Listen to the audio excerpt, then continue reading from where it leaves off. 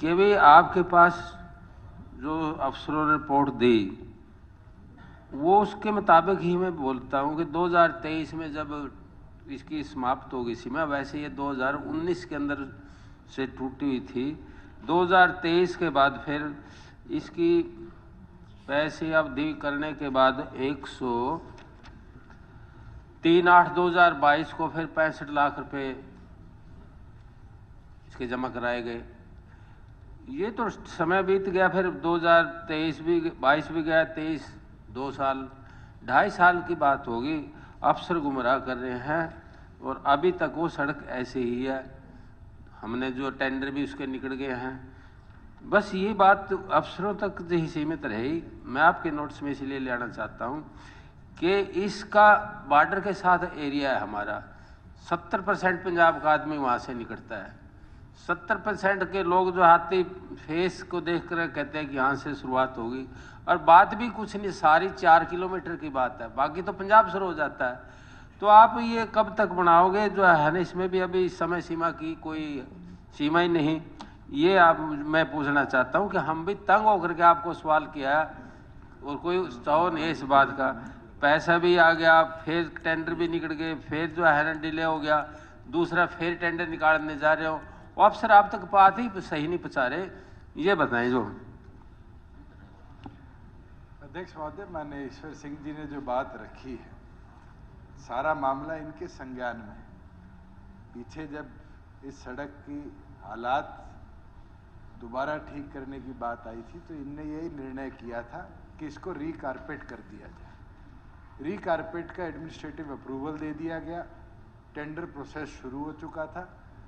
इतने में जुलाई में फ्लड आए और फ्लड आके जो इस सड़क का बेस था की बात शुरू करिए आपने नोट्स में। ये है समाना रोड, मैं इसी की बात कर रहा हूँ। तो ईश्वर सिंह जी, पहले रीकारपेटिंग की बात थी।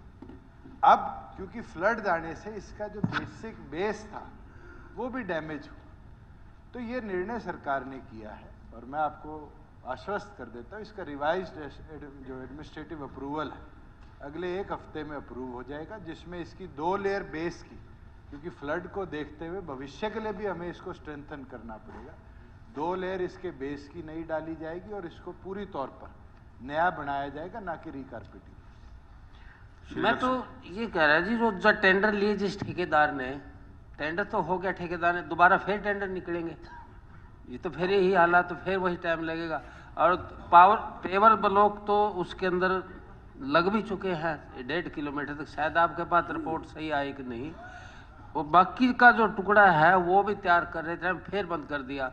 अब समयावधि कभी है ही नहीं, कब तक बनेगी ये भी तो बता दो ना जो है। तभी मेरी आपसे बात हुई है कई बार टॉपिक में, तो सिर्फ ये है कि अफसरों ने आपको गुमराह करके रिपोर्ट दे दी, ये मेरा कहने का भाव है सिर्फ। अध्यक्ष महोदय, जो पेवर ब्लॉक की बात है वो सिर्फ आधा किलोमीटर में लगी। बैलेंस पोर्शन जो इसका है उसको पूरे को स्ट्रेंथन किया जाएगा, क्योंकि फ्लड में उसको डैमेज हुआ। जहां आप समय सीमा की बात करें, मैंने अभी कहकर हटाओ कि 1 हफ्ते में इसके रिवाइज एडमिनिस्ट्रेटिव अप्रूवल हम दे देंगे, और जो 21 दिन का टेंडर प्रोसेस है वो फॉर्मेलिटीज तो हम बाईपास नहीं कर सकते। और जो टेंडर पहले हुआ था वो रिकारपेटिंग का था, आज उसको एनहांस करने की बात नहीं, उसको पूरी तौर पर नए टेंडर के तौर पर हम फ्लोट करेंगे कि आगे ये जल्द से जल्द कंप्लीट हो जाए और ऐसी व्यवस्था बन जाए कि लंबी भी चले, और फ्लड जैसी सिचुएशन अगर आगे भविष्य में आती है तो उससे भी हम बच पाए। पुलियों का प्रावधान भी होगा, क्योंकि फ्लड तो फिर आएगा।